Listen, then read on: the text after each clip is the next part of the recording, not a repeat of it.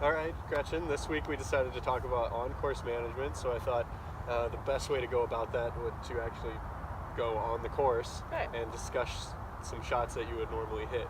Okay. Now, this hole you've played before, correct? Right. Right, Yep. so do you struggle with it?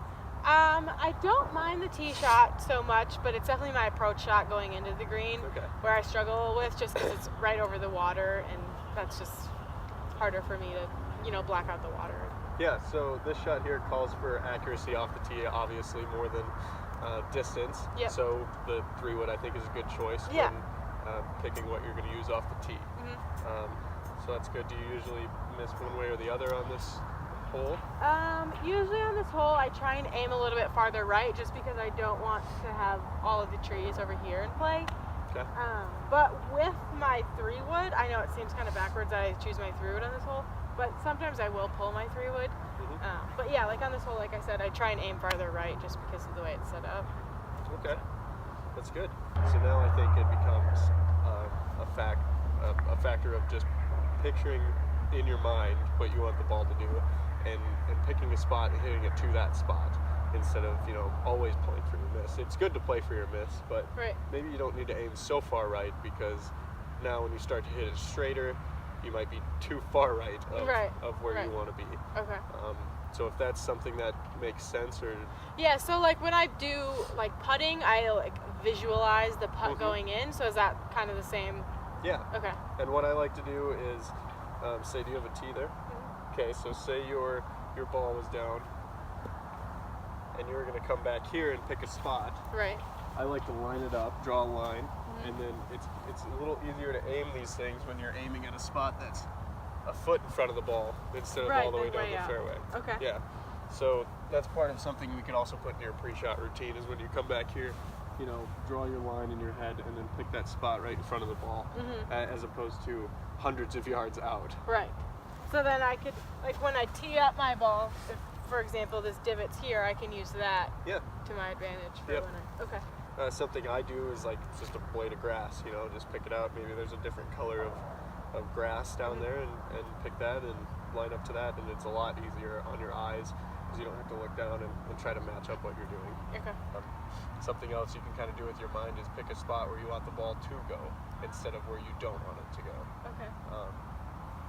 I find with shots like this, if you pick a spot that's on the safer side, say if I'm not hitting the ball well, for example, I will maybe just pick the center of the green here. Right. It's not worth hitting in the water when you can pick the center of the green and go from there. So Right. between what we just talked about here in the fairway and on the tee, did you learn anything with managing holes a little bit more Right.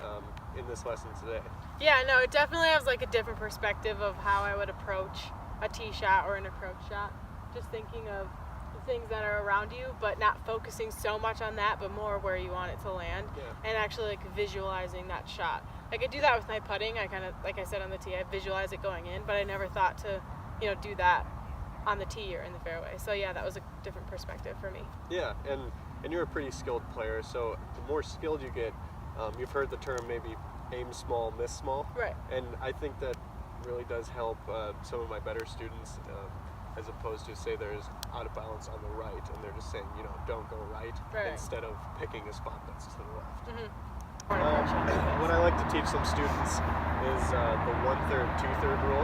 So 1/3 carry, 2/3 roll. So then every pitch shot that you get up to, when you're allowed to do that, and you have enough green to work with, if you separate the pitch shot into thirds, you would want to land it 1/3 of the way to the hole. Right. So walk out there and maybe show me where you think 1/3 of the way to the hole would be here.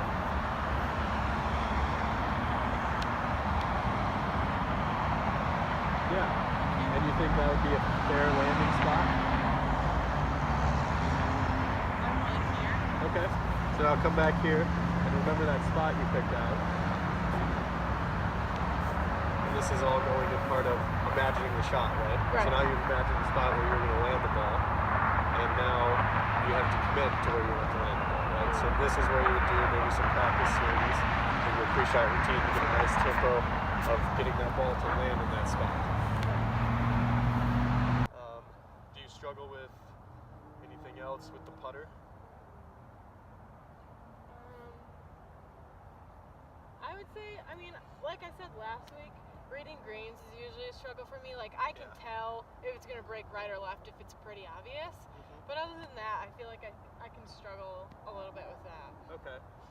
How do you read greens, or do you just guess? Do you even attempt? Well, I kind of just like step back and look. So like this one, obviously, is going to break right a little bit.